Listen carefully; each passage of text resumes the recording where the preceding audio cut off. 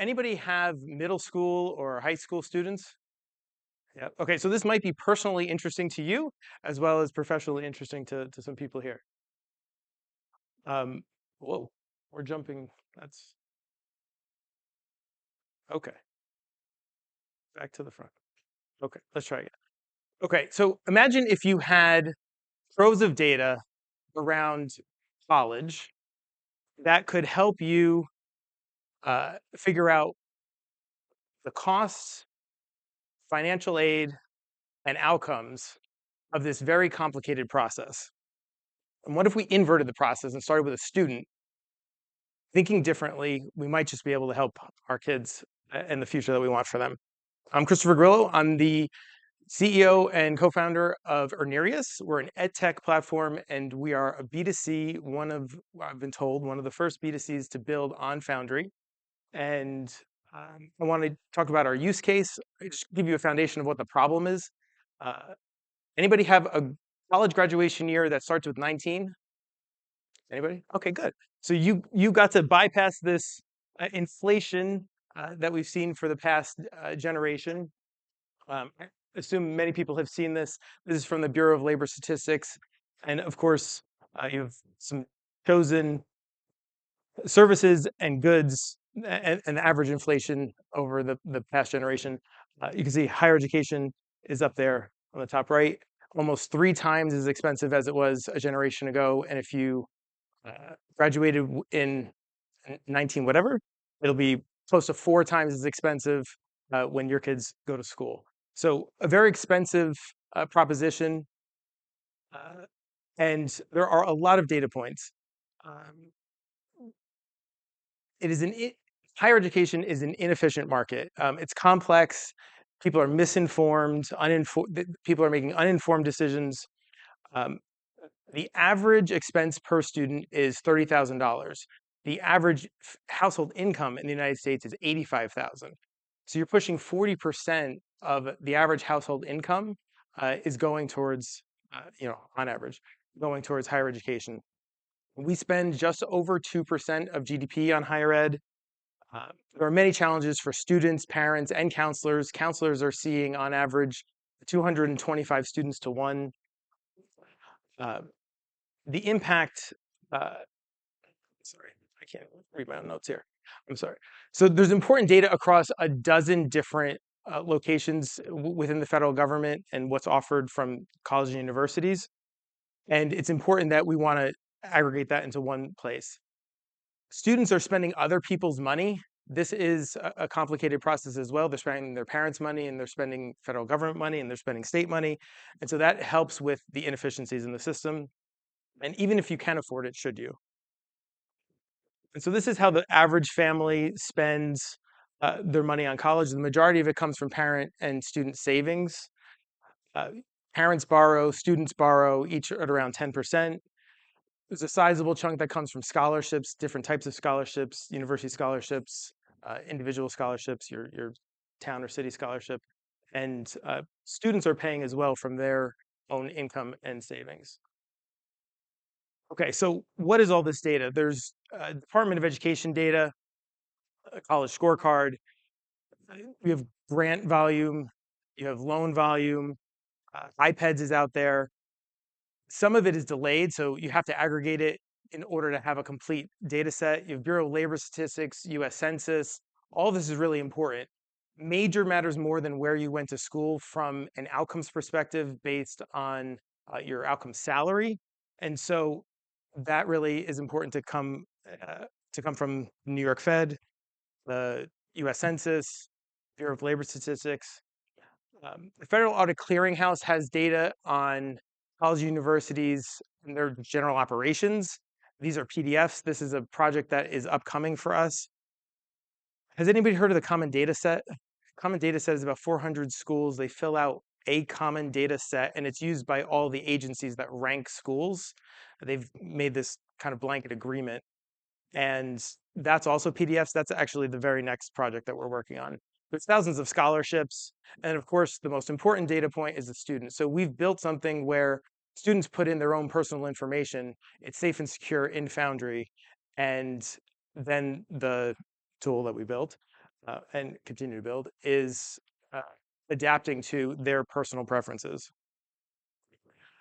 So this is our solution. It's kind of personalization, college search, and financial planning. The financial planning piece is really important. Uh, Most counselors leave that piece out, and so we've tried to embed that here. Um, this is kind of leading to one illiquid decision. It's very challenging and very expensive for students to stop and start, transfer out, and make different decisions. We find this to be a breakthrough with Palantir.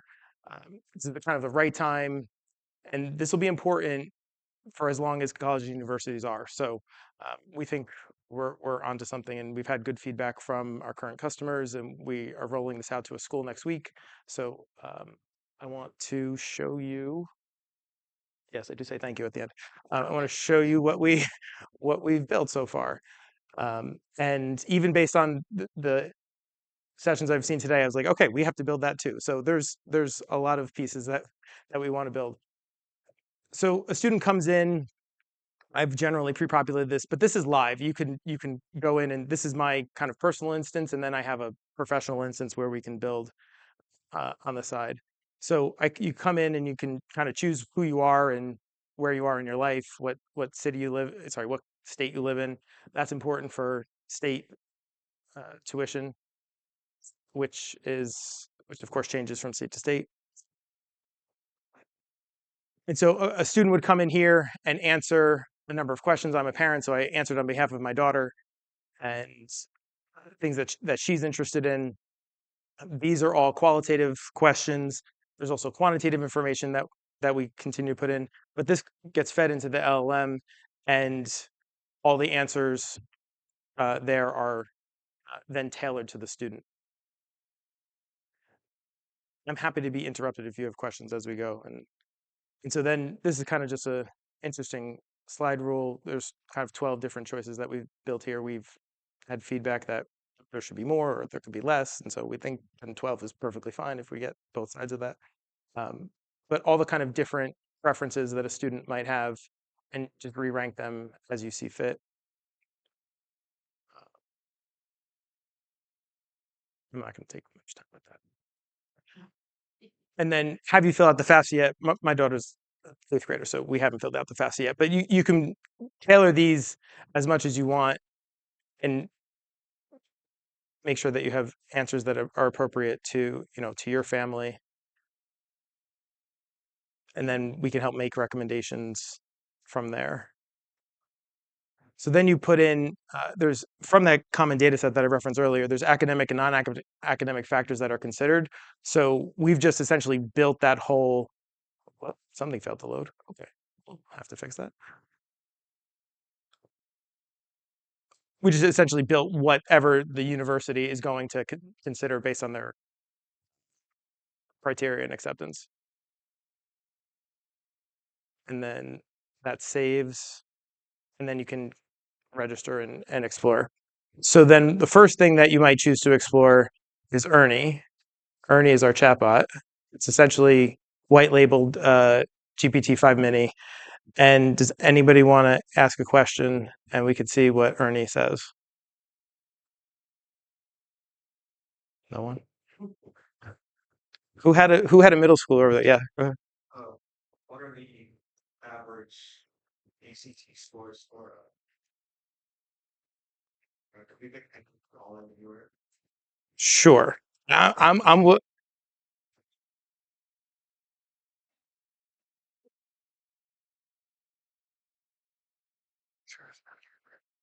spell. I can't type when I'm in the front of 30 people. no then Is it because it's lowercase? Okay. Let's see if we. So this is querying these objects. All these objects are in here. Admissions. I mean, you can read them. Can you read them? I'll read them in case they're small in the back. Admissions aid, completion rates, cost, demographic metrics, earnings, program of study. Similar schools, we have that as a reference point. The school itself is a data point, Pell Grants, and then student. So I don't know why it's thinking so hard on this. It should have it. Oh, sorry. he said I said this. he said ACT. So there's SATs and ACTs. So this is actually interesting to see if it actually pulls up SAT scores versus ACT scores. It's an alternative, exactly. It's an alternative to the SAT. I don't know why it's thinking so hard. Okay. That's not shouldn't be a hard question. Okay, 34. There we go. And I do think that that is correct. It only goes to 36, so it's not far off. Okay, so thank God that worked. Appreciate the easier question. It should, so here it should mention Harvard in the response. Let's see if it is. This is trickier. Hmm, it worked yesterday. Okay, we'll have to fix that. Um, should mention your schools in the response, and then you can add them to your favorites. So I have pre-added some favorites to my list here. So you have your favorite schools, and you can explore these however as much as you want. You can add more schools. If you click into a school, so here's Dallas Baptist. It has all the general information that you would want and get from other schools. You have similar schools. Let's see if this has my similar schools. And then if you ask Ernie a question here, Ernie will, you can ask Ernie a question at any point in time throughout.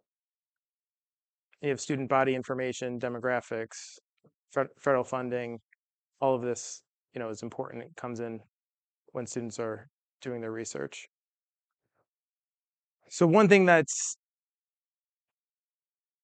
so you can do quick compares between two schools. You can compare them side by side, compare all your schools, and then we have some macro analysis that we've built. This is particularly interesting for people who like data.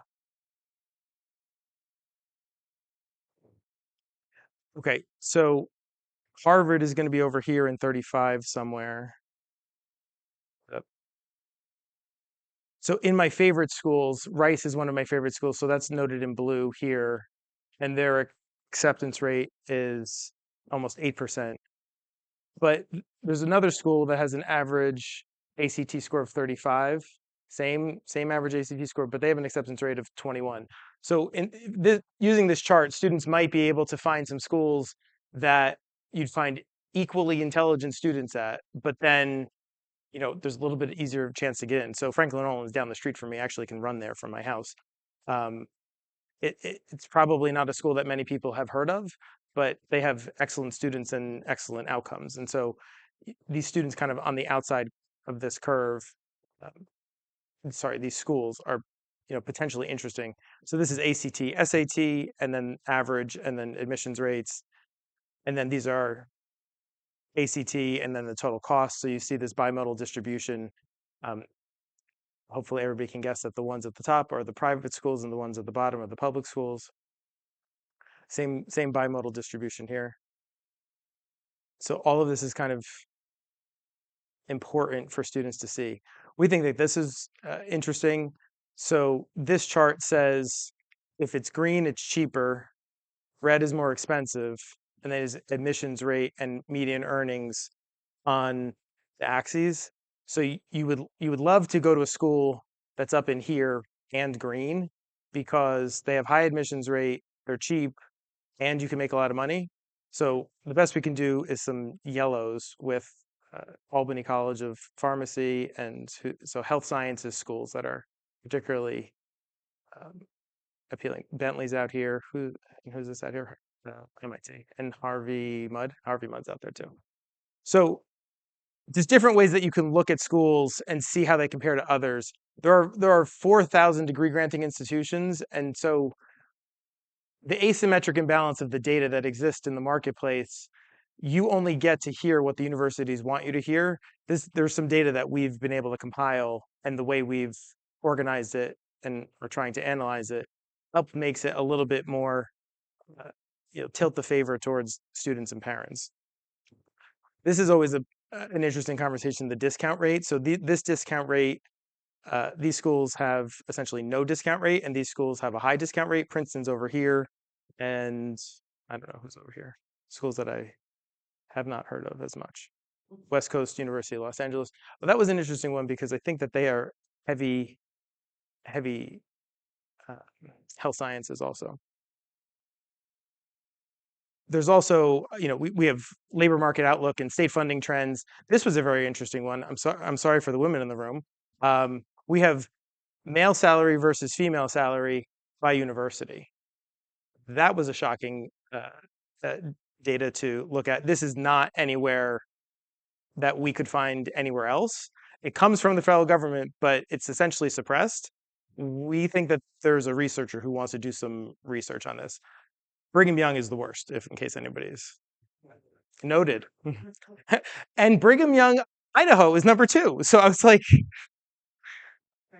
now, in fairness, I don't think that we can blame the universities, but it isn't good that there are some universities that have greater parity than others. So saying, I don't societal issue, but I don't know. Universities might have something to do with it. Okay, and then here, this is where you might select a major, select a career, and then select a college. It will provide a breakdown of what salaries you can expect from each. How much time do I have? I have a little time. People want to see how this works. So if I want to be a biology major and go into, there's hundreds of different, I don't know, what do biology majors do? That was a poor, animal scientists. Okay, great. From Dallas Baptist. So there are essentially no biology majors who also go into uh, animal sciences. But so you have this projected wage of 53,000. The average wage of a new grad is about 65. Just so you know that the expectation of our young adults is about 100. So they're a little bit off when they're projecting salaries, and they underestimate how much they're going to borrow, which is they're going in the wrong direction. If they went in the opposite direction, that would actually be better for them. Overestimate your borrowing and underestimate your salary, you actually might be on track. And so then here, a student can come through and estimate how much aid they're going to get. And then we wanted to project a debt repayment calculation for them. This is not working to it. But if you fill out all the information, I'm not going to bore you with filling in the information. But if you fill in the information, it shows you that where your debt repayment burden should be is between 8 and 10%. And if it's over that, you'd want to make more so that you can cover that. But only half of students ever, before they take on debt, project their borrowing, their debt repayment. And that's a problem. So if we provide the tools to students and parents, we think that they actually might be able to make different or at least more informed decisions, and we can help with this complex process. Maybe we get back to my slides and I can flip back.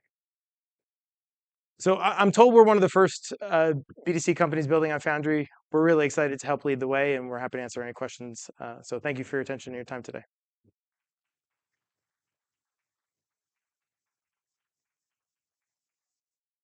Yeah.